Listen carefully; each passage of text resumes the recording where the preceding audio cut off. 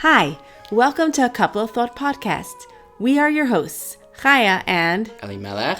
Avers. Oh God, are we Avers or Evers? Or Avers. Depends where we live. Together, we will be discussing our passions for food, politics, Judaism, and marriage.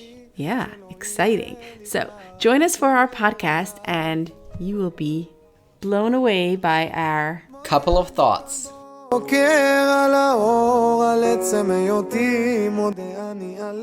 Hi everybody, welcome to a fifth episode of A Couple of Thoughts podcast. I'm your host Chaya Evers together with my husband Melech Evers. And for those of you who are worried, yes, we're still eating food. Yes, we're still talking about politics. And we're yes, still married. We're still married and we're still busy trying to educate our four rambunctious little cutie pies. Yeah. And we're going to try again to make a podcast with those four topics. So we're still alive and kicking, just been busy. Yeah. Very busy. Yeah. Working. With life. Eating. Yeah. And I think the last episode was from when? Last year, Rosh Hashanah? No, it was in January when we went on a camping trip. Oh, yeah? Oh, no. When we went to... We had come back from France. We spoke a lot about food from France. One second, let me check right here. I'll let you know when was the last time. Was episode 4. It was 7 months ago. So it's been a while. Yeah, it's been a lot has happened since. So one of the things we have done in the past few months, actually past few weeks, in the past few months we've been looking into a pizza oven for the garden, and we were in Italy in the winter vacation, and there we saw quite a few pizza stone ovens, and we have been looking into it for a while. Right, but they're very cheap to buy a pizza oven outside, like a ready-made Italian stone oven. It's very cheap. How much does it cost? It's like 1,000 euros or something. A few more than 1,000, a few thousand. Yeah, there's different sizes and types, models, but they're quite expensive. So what do we do when we want something? We don't want to spend the money on it. We research. And we research more, and we look into other options. We watch a lot of YouTube videos. Yes, a lot of shorts. And we actually came up with a way to build a stone pizza oven in the garden under $100. And we did that around, 5-6 weeks ago. How many minutes did it take you to assemble? Not very long. It took me very quick to assemble. And we put it together, and we have been making amazing pizza. But the first few times that we made pizza, it kept burning. So we started the pizza. Basically, I bought a bunch of rocks, bricks, and some floor tiles for the garden. And maybe we can share a picture or a video or something like that on how it's made. Mm-hmm. And I tried to do like a time lapse. A time lapse on Sunday, but you kept going into the frame and it was taking too long, so I was just like, forget it. But because we took it apart to move it over to another part of the garden. Yeah, so it's with stone and wood, tiles. wood fire. And you make 3 compartments, basically 2 compartments with a top, and you have to get it really hot. So you need to really start firing up. So over time, in the past few weeks, we learned more and more how to do it better and better. So we started the fire this Sunday. We really had it. We had it down. Hit the ball right in the ball. Yeah. So we had to. We fired up the fire earlier, and I got a thermometer that can measure the temperature. So we really got up to like almost 500 degrees Celsius, which is really hot. I think it's the hottest we ever got it. Yeah, so far. But the problem that we've been having is that the pizza comes out amazing, but the crispy bottom was burning black, and we couldn't figure out what the problem is. So I went and read like 100 articles and blogs about pizza dough and discovered that when you put oil and sugar in the dough, it burns quicker because the oil and the sugar caramelizes. So I made a dough that was literally salt, yeast, flour, water, and only oil on the top on each bowl. It shouldn't dry out. Yeah, and it was actually amazing. Amazing pizza. And a shout out to Penny and Hagit that came to join us yesterday. Yeah, you can ask them. I think they enjoyed it very much. Yeah. We had pizza and a beer and some swimming. So that was a lot of fun. Oh, yeah. And we put up a blow-up jacuzzi in the garden, which now we feel very fancy. We have a pizza oven, a jacuzzi. Now we have to start doing research how to keep the water, how do you say it? The pH levels in the water bacteria-free. Yeah. So that's going to be a whole other... Hyla's going to be our pool girl for the summer. I just ordered all the tablets and measuring dipsticks. I feel like I'm doing urine samples, but... Hey, it's urine samples in the swimming pool. That's actually really funny. You probably will have to. But it's a small one. It's enough for the kids. The kids enjoyed it, jumping in, jumping out all the time, splashing each other. But and it does bubbles, which is really very cool. Yeah. Yeah. So yeah, basically we had very much yumminess yesterday by the pizza oven. So we have it down. And hopefully, maybe you, listener out there, will be the lucky receiver of some pizza someday. Of our pizza. Also, Ashi and Sarah, they also came to have pizza, but when they came, it was good, but it was a bit burned. Still burny. I think they liked it. Yeah, it was still good. Yeah, and like what we do is like I sit inside on the counter, and I like roll out the dough. Like into pie shapes, and Melech comes with his pizza shovel, and we sprinkle the special flour, and I like transfer it on, and we spread the dough, and then we bring it outside, and then outside we have a table with all the different toppings like mushrooms and onions and pepper and sun-dried tomatoes and cheese and everything, and then the kids can like decorate, and everyone could like make their own pizza. And then we have pizza tasting, one bite, you know the rules. Oh yeah, and then we become like Dave Portnoy, if anyone knows from Barstool Sports, and we start doing like, oh, the undercarriage, we really like it. It's not a floppy pizza, it's firm, it's crispy. Yeah, I like the char on the edge. One bite, everybody knows the rules. Yeah, no, it was very yum, and it's fun to have it, pat down it, you know what you're doing, and have it at the right temperature. Yeah, so... And it's fun to play with fire, so... For you, yeah. But I think it's also nice that a lot of times we think that, like, somebody else could do these things. You don't have to be such a genius. Sorry, but... Oh, yeah, you're gifted. I forgot. Mouth is a genius. But saying is, like, if you want to do something or you want to learn something, just watch. There's like so much information out there. Yeah, and you it's can not literally that do hard. anything. You want to become a painter, an artist, a singer, Just or be a dancer. Be careful. I'm saying is, but everything is nowadays like you could learn anything. It's all available. You just if you have want to do it. Do it. Just do it. No. Yeah, HDI. Hashem does it. Yeah. Yeah. So that's basically for the food. That's yummy pizza. And, if you want to come eat pizza, take a number and stand in line. As my new guru, Dr. Laura, says, what are you going to do about it? Yeah. That's how she ends her shows. So about the pizza oven, if you want to do it. What are you going to do about it? What are you going to do about it? All right. Which brings us to the politics. Or do you want to go to marriage first? Okay. So, we've been talking for around like 7 minutes about pizza. That's... It's quite funny. But, a lot has happened since the last time we've been on. Politically, we like to know what's going on in the world. There's a war in Ukraine that happened, and refugees, and that whole part. We never even got on to talk about it, even though a few times I said we should talk about it because it's just, we don't hear about it in the news so much anymore. But so we think it's over. But it's not over. We have Ukrainian friends here in Amsterdam, and it is. Which also, I actually, for the American listeners, I don't think that affects them as much as it does for us, besides that Joe Biden blaming the gas prices. Thanks Putin. But no, besides that, you don't really have so much Ukrainian refugees in, let's say, Miami, Florida, or whatever, in New York, because it's a bit far. But we over here do, and our school, we at some point, we had around, 20 kids added to our school. And we have a hotel not far from our house where a lot of Ukrainians refugees were staying. So it was really, especially in the beginning, it was very hectic. And thank God now it settled down a little bit, and they found they're getting their resources that they need. Yeah.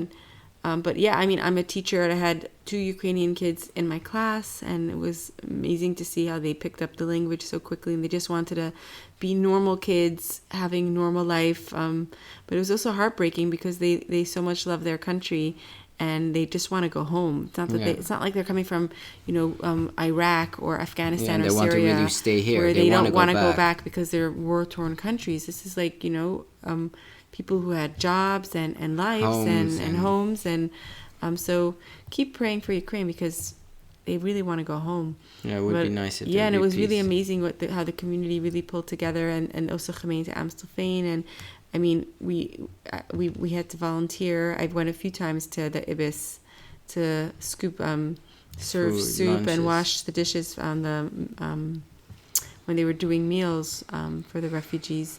So thank God, I think now they're getting more independent and the help that they need.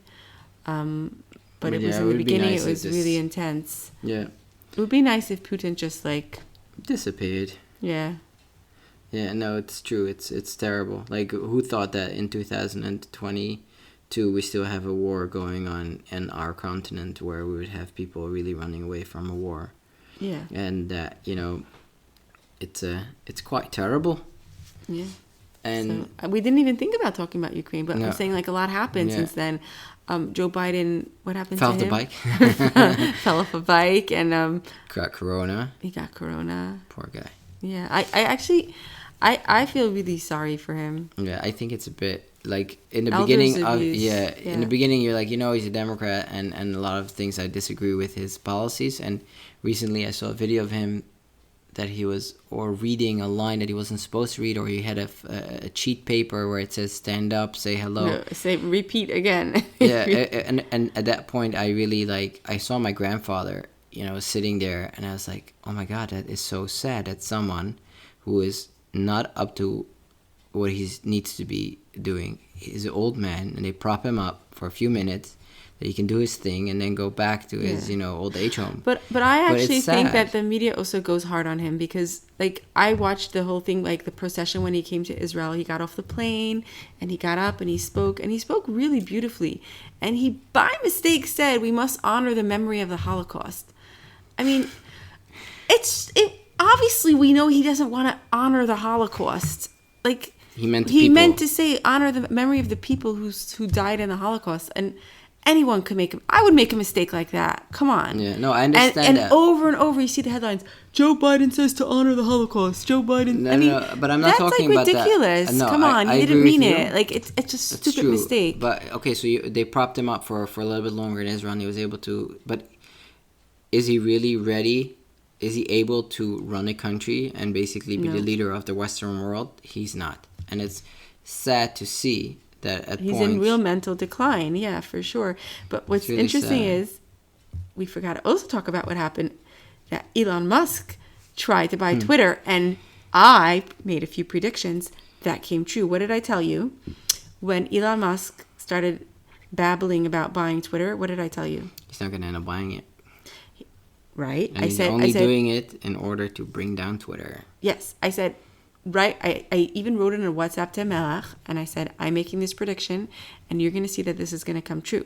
And my prediction was that Elon Musk is not going to buy Twitter, but he's going to expose Twitter and its bots. And then once all the information is out there, he's going to be like, oh, I'm not buying it. So it's actually true, and it actually is happening because basically a huge percentage of Twitter is not real people, but it's bots, which generate messages and things to kind of stir things up or to get more business for different people who are on Twitter.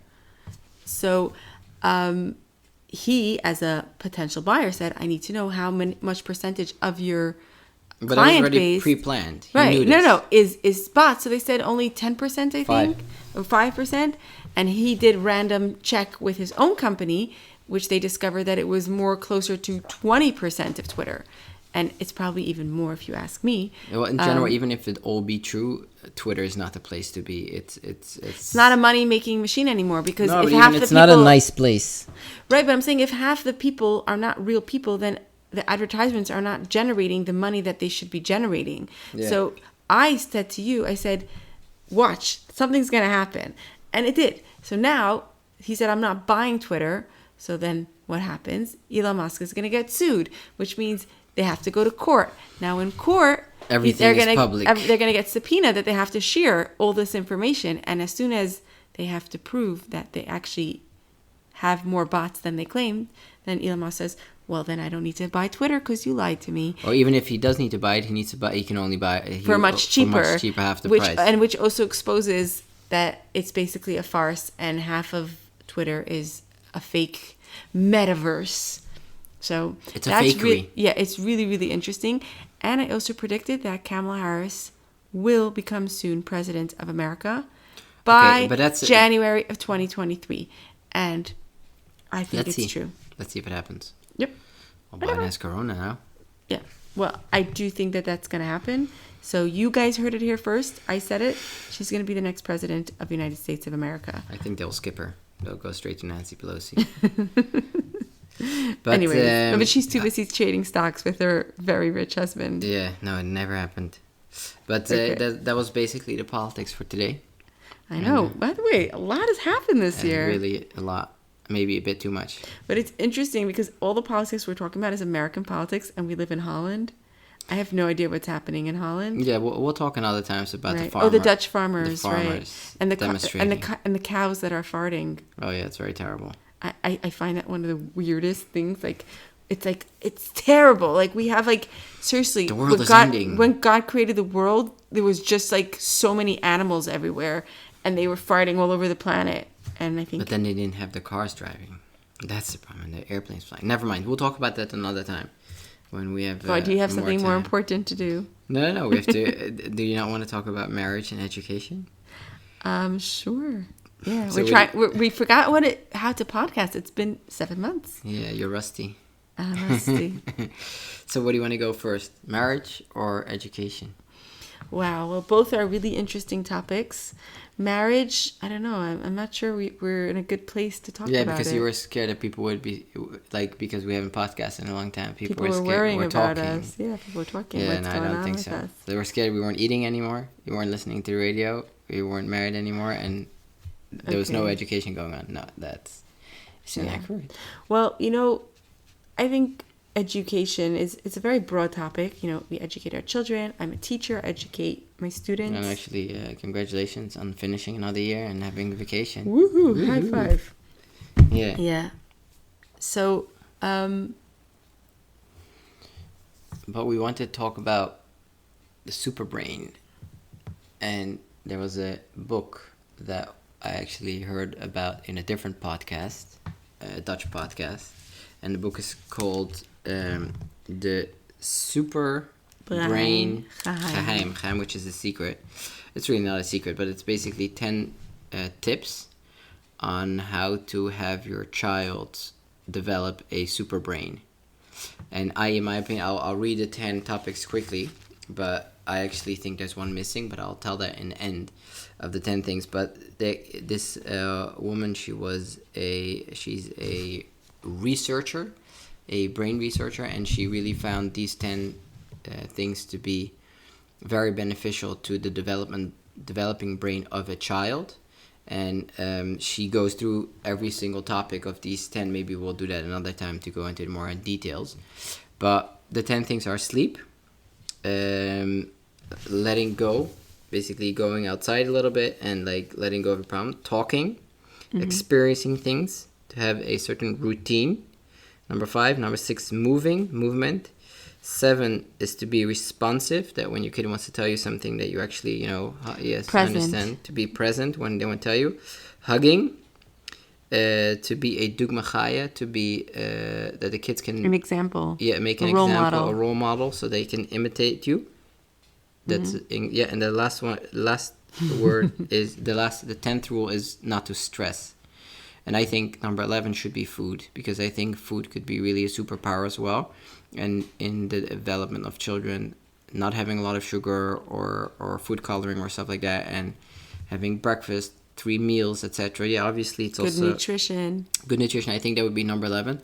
But within these 2 things, which in my opinion, the food and the sleeping, the first one she said, are the most important. The most important, because I see with our own children that when they don't sleep properly and they don't get the hours that they need, and actually in the book there has a little like explanation of what age, how many hours they need to sleep. A child needs to sleep. Yeah. And I really see it with our own children, that when it's like a Friday night when they go to sleep late, and then let's say sometimes a second night in a row, that Sundays sometimes it's very hard. Yeah, the sensitivities, like, you know, get more offended quicker, or the tempers are looser, and there's more crying and fighting because they're just exhausted.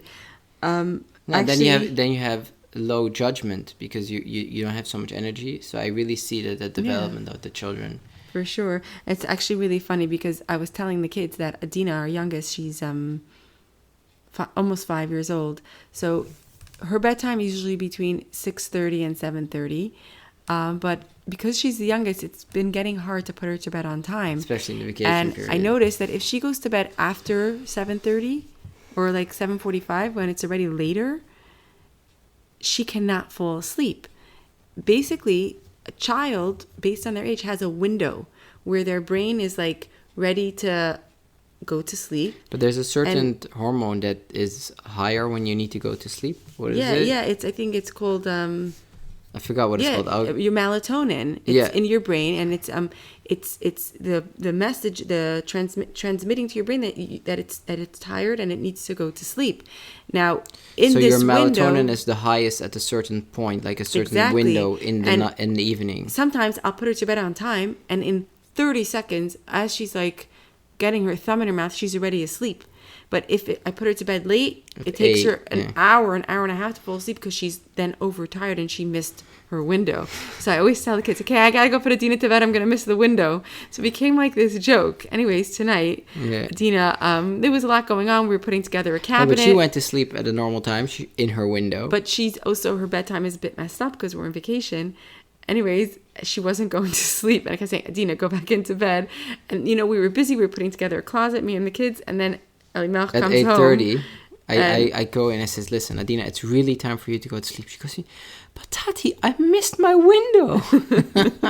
So it was really funny that she also, because I think one of the kids told her, you're going to miss your window, get into bed. So, but it's actually a real thing. Yeah. But I actually think we should go through some of the things that are these 10, actually 11 points. Maybe go through them a little bit because it's interesting, because you bought this book in Dutch and I'm in the middle of reading the book Yes, Brain Child, which also talks about how do we create resilient children in this very hectic, fast-paced world, and children who don't always feel like victims, but who actually get strength and inner strength, and to be in the green zone, meaning that they're not like in this fight or flight response, but that they can, you know, defend themselves, stand up for themselves, communicate well. And have a little bit of an extra buffer. Like, yeah, exactly. A thicker skin. Mm-hmm. I was actually walking to Mendel to Shul this week, and I was explaining to him that when you are not in a good place, the amount of surrounding and things, challenges you can handle is much less. Yeah, your tolerance is weaker. Yeah, so I compared it to someone that has a scab or a cut in their hand, and they wash their hands, that can hurt. Or if they're making a salad and some salt ends up in their wound, that really hurts. So as soon as your skin has a blemish, it's much easier to get hurt than when you have a nice, even skin. And that's the same with your mood. If your mood, you didn't sleep well, you didn't eat well, you didn't get the right, brain power, then you're very often in overdrive, and you're always in overdrive. And then at some point, your car is going to say, hey, yo, that's enough. That's too much. And with all these points, you're much more in the green zone, as you're calling it. Yeah. So that you can, in cases, because you are going to get challenges in life, you are going to hit points where it's not fun, that kids say mean stuff to you, or you had a bad day, or you get a bad mark in school, or, one of your clients is nasty to you. You're going to have those things. So when you're always in the red zone, the likelihood of you like blowing up, screaming, or being very sad, or having the build up much easier, is much worse when your super brain is not being a super brain. Yeah, exactly. So this book, Yes, Brain Child, it's kind of the same idea. It's like she also has like a platter of things that children need in order to be able to have this balance of being in this green zone. And I think one of the over here it says praten, which means talking. And I could see this also as a teacher, how important it is for children to have time with their parents where there's dialogue and there's conversation. It develops speech, it develops ideas, creativity, all these things. Just regular conversation. How are you? How is your day? Is very basic, but it's more like sharing personal stories of your childhood, what you've done in your life, what you did today. Today I had the funniest story, and just sharing and communicating. Yeah, I think supper time is actually a great time to do that, or bedtime. Those are times that's really great. You know, you're together, everybody gets to speak. Yeah. And it could really be beneficial. Yeah. And I think the other one, to be experiencing stuff, is also very, I can see it a lot of times with children, the difference between children, that their parents take them out, even if it's only to the forest, just to walk around, climb a tree, fall off a tree, you know what I'm saying? Fall off your bike is broken, get home with a broken bike, leave your bike behind. Stuff like that, falling off your bike once, you know what I'm saying? Yeah, like today, Adina, she was biking in the front with her best neighbors, Francis and Henri, and she rang the bell and I opened the door because, you know, she was right in front of the house. And she said, I fell off my bike, but Francis brought me a Band-Aid and now it's better. So, like, she also, like, figured out how to solve her own problem. Like, she fell, and her friend who's 7 and she's 5 was like, oh, you have a scratch, I'll get you a Band-Aid. She's 4.5. She's almost 25. Yeah, you know, so that's also, like, when children get to play and experience, they also problem solve. They also figure out how to. Yeah, and I think one of them that said over there, I think routine, one of them, I think that's very important also. Like, I don't know if all 10 of them are like for everyday use, but these kind of things, like a routine, as in a time to go to bed, a time to wake up, that there's supper, not one night you eat supper at 9 and then the other day at 3 o'clock you're eating supper, like, and like, or you have to make your own tosties, or like you have to make your own food, like. There's structure in the home. Yeah, but I also think routine, especially in today's day and age, one of the biggest challenges I find for us in our home is managing technology and screen time, especially in vacation. I went back into our Corona rule, and I'm so thankful for it. On days that there aren't camp, like these 2 weeks they have camp, the rule is also on Sunday, don't talk to me about technology, watching, or anything until after 4 o'clock. Obviously, there's sometimes room for flexibility if, let's say, you know, we're having friends over later in the afternoon and I could say, you know, you could have your screen time now. But basically, I found that when screen time is an option during the day throughout the whole day. Yeah, or throughout the whole day, then the children don't want to go out of the house. They don't want to do anything. They just want to stay all day on devices. And when the option is that until after 4 or 5 o'clock, there's nothing to discuss, then it's like, okay, so what are we going to do? What are we going to do? And actually this morning they were playing Monopoly together. Mm-hmm. And stuff like that. Play card games. Yeah, but I do have to like do a huge collection of like iPads, Nintendo Switch, laptops. Everything comes upstairs with me to my room. Otherwise in the morning, like, you know, that's the challenge also, because even if you say 100 times, you cannot go on without permission. Like, and you password it, they figure out the passwords. Like, it's like a real, but you have to like be committed to having a policy and really strong and having a policy about it.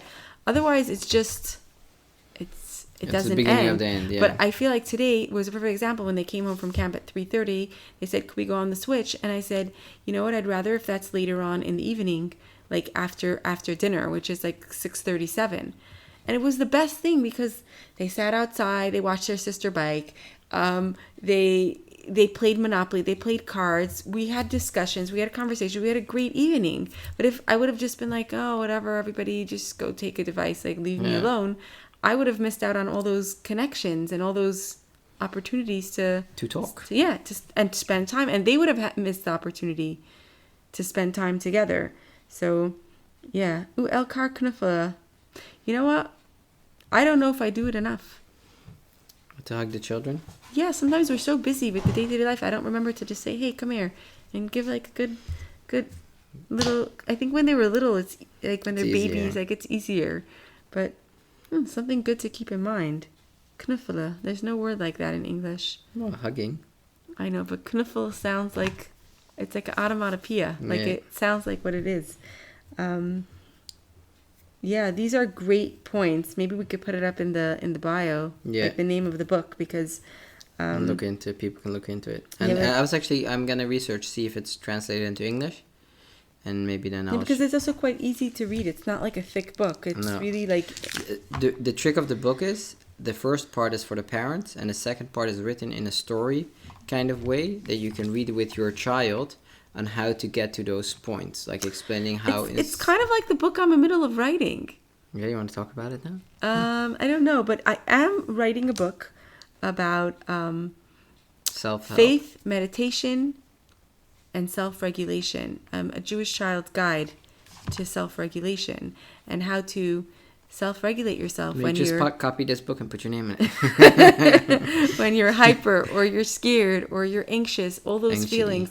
So it's going to come into a bookstore near you very soon, as soon as I finish really working hard on editing and finishing all the little last bits that need to be put into this. It's already a project that I'm working on for, I think, almost 2 years now.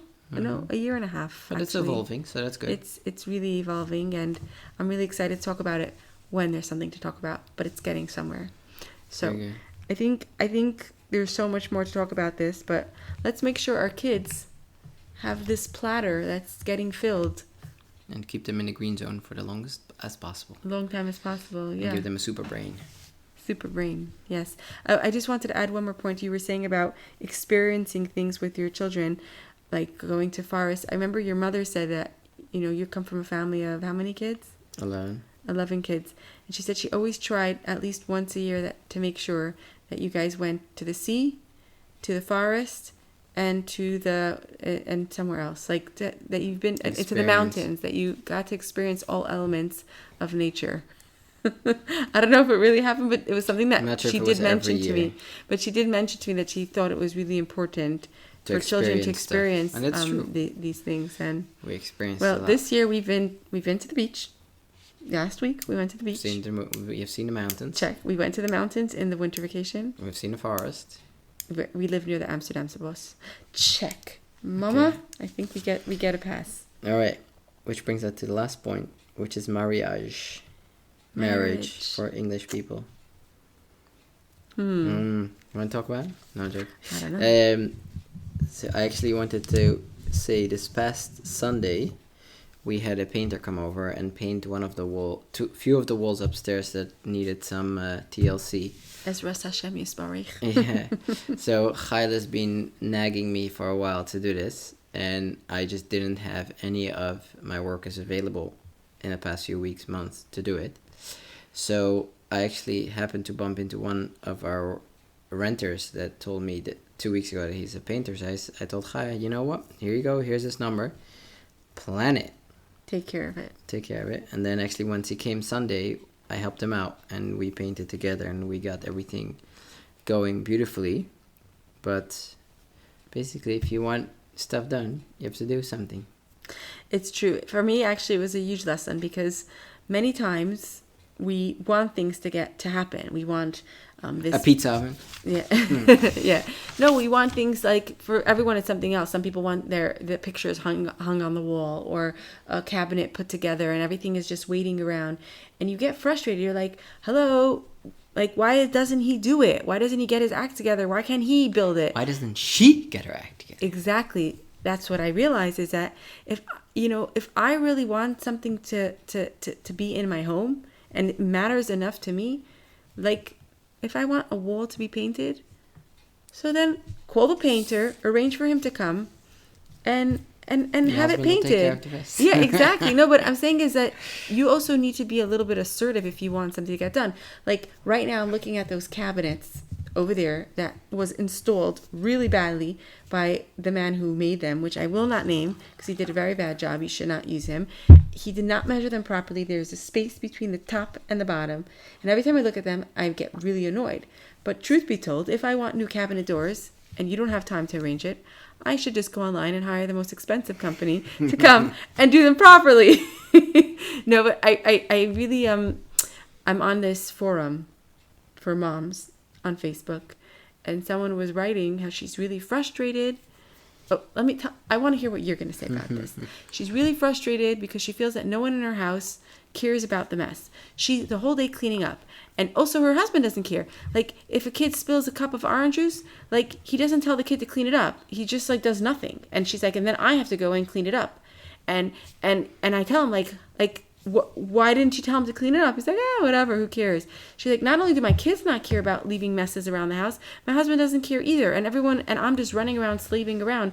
But, like, she was frustrated. And, like they should notice that they should do this and they should do that.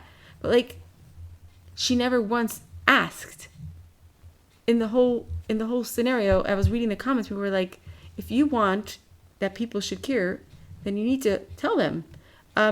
Not like they should automatically know to put their dishes in the dishwasher. They should automatically know that if they have an empty jar of bottle of soda or orange juice, to throw it out.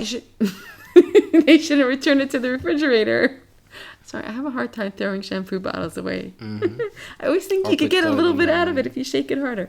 But what I'm saying is that, like, exactly, Melech, if you don't like all those empty shampoo bottles, what do you got to do? Dump them. Just throw it in the garbage, or just tell me, could you throw it out? Oh, now I need to start asking you. Then I get triggered, right? Yeah. No. It's just better to throw it out. To slave around. No, so what do you think, like, this mom, she's so frustrated. She has, like, spillages and get divorced, find another husband. No. I don't know. What do you want? No, what do you think? Like, her kids don't care, her husband doesn't care, nobody cares about the house. What do you think she needs to do?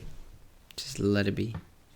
Really? Let it go. I don't know. What do you want me to... I don't know the situation over there. Like, maybe they have a terrible marriage and she can't tell her husband anything. Or her husband thinks that he slaves the whole day and she leaves a huge mess. I don't know. That's okay, like but one side of the story. I have no idea. Ooh, my battery's low. 1 second. Pause. Sorry about that. The computer was dying and we didn't want to get the whole podcast deleted. No, that would not be fun. No, what I'm trying to say is if you want stuff, you can ask for it, but... You know, you can't also expect, like, for instance, I've told our children 100,000 times, when you get undressed, your clothing not supposed to be on the floor, and they not be inside out, and they need to make a pile, put clean clothing back in the closet, and dirty clothing into the laundry. What's the magic word? Please. No, it just doesn't happen. Age appropriate. Yeah, so exactly. So no, but even for some people who are 35 years old, it's age appropriate. So it's just... You know, it's some people and some things you're just not going to change. Right. But I also realize that this is my point that I wanted to say is that sometimes as a spouse, you can get frustrated about things that are not getting done the way you want it, or it wasn't thought, and why doesn't he realize? But you don't verbalize it. Do you know that men are not mind readers, as Dr. Laura says? They do not have X-ray vision. They cannot see inside your brain, vice versa. So if you want that people... I can read your brain. I know exactly how you're... Just be quiet. I'm talking now. Hashtag I'm talking. Hashtag me too. No. Kamala Harris, when she was being interviewed in her vice presidential debates, and Mike Pence tried to interrupt her, she was like, I'm talking. So it became like a big hashtag, like that women can like stand up for themselves. They're like, quiet, I'm talking. Okay. So then I can say hashtag me too. I'm also talking. Anyways, okay, we're doing comedy now too. Yeah. So basically, what I'm trying to get at is that we need to verbalize our wants or needs, or just do it ourselves and not be so resentful. But for example, don't be like whining, hey, why didn't you put your dishes in the sink? Just be like, could you please put your dishes in the sink? Just say it. Say what you want. Well, you can make rules. Like if someone spills a cup of rules orange for husbands or rules for kids? Or for wives. Oh, okay. No, I'm saying for kids. Like if a kid spills their orange juice, unless they're 3 months old, you could say, hey, listen, when Adina spills stuff, you say, here, here's a towel, go clean it up. It's not going to be perfect. Exactly. But at least she knows she spills it. Then afterwards, you can obviously, with a wipe, clean it properly. Right. But at least she knows when she spills something, you clean it up. Exactly. Like the mom doesn't need to necessarily have to do it. Obviously, you're going to come after anyways with the mop and clean after. But the idea that the child knows that when they spilled something, or the spouse. Clean it up. Yeah, they clean up. Right. And I think also the frustration from this wife was more that, like, why didn't it come in naturally to her husband? Well, those are the facts of life. it's not natural. So then now see how you can deal with it. Exactly. Or you ask it, and if you see that doesn't work, then or do it yourself and get frustrated, or do it yourself and not get frustrated. Those are the options that you have. Or get divorced.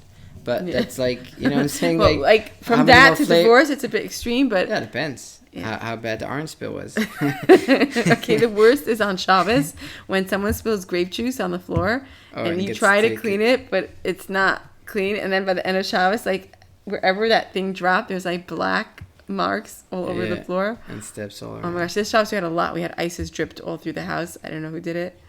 There were people around. Yeah, but it's okay. Baruch Hashem. We mopped the floor. It's nice and shiny now. Nice and clean. So basically... Don't think that your partner is your mind reader. Just ride the waves as they go. Yeah. But if you want the room get painted, call the painter. Yeah. Or if you want the cabinet, like I just got a desk for Rivka's room and it was sitting in a box, and I know that Melech is having long hours now at work, and I thought, okay, it could either sit in a box for another week, or come guys, we had an activity tonight. We built a closet. I have to say, if it wasn't for my son Mendel, I think some things would have been a bit upside down.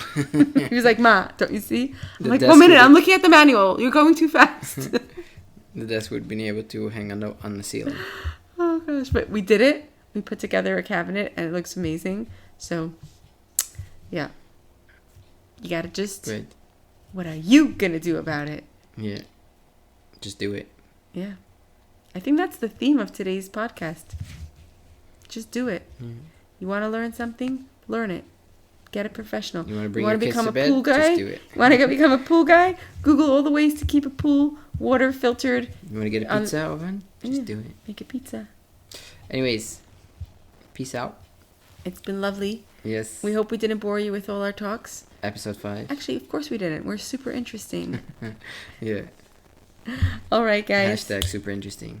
Peace out. Wonderful summer. Yes, enjoy your vacation, or I hope if you're going on vacation, have safe travels. If you're coming back, have safe travels, and don't get corona. Oh, 1 second before we end, Mazel Tov section. We have to do a Mazel Tov to all the Mazel Tovs that we missed in the past few months. Oh no, we're not doing that. Yeah, because then if we miss someone, they could get insulted. That's awesome. Okay, Mazel Tov first to we gotta do for shout out to our Aunt Sasha Lissauer. Okay. Congratulations on her marriage to Day Saunders. We are super happy, and they're going to be our neighbors soon, so we're even more excited. Double happy. So Mazel Tov for that.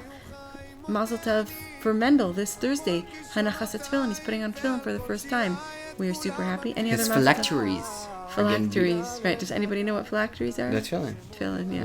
They're going to be wrapped. He's going to wrap them. He's going to wrap the phylacteries. All right. Peace out. I'm going to sleep. No, I'm not done yet. I still have more to say. Okay. Good night, guys. Good night. Bye. Thank you so much for joining our podcast today. We hope you enjoyed our couple of thoughts, and join us again for our next episode. If you have any comments or questions about anything that we discussed today, you are welcome to email us at acoupleofthoughts2008@gmail.com. And we wrote 2008 because that's the year that we got married. So, anyways, yes, join us again and peace out. The cover song that we have playing in the background is Modeh Ani Kol Boker from Omer Adam, a song that we love to play for our family and just gives us drive and energy in our service to Hashem and our thankfulness for everything that we have in our lives. So we hope you enjoyed that song as well.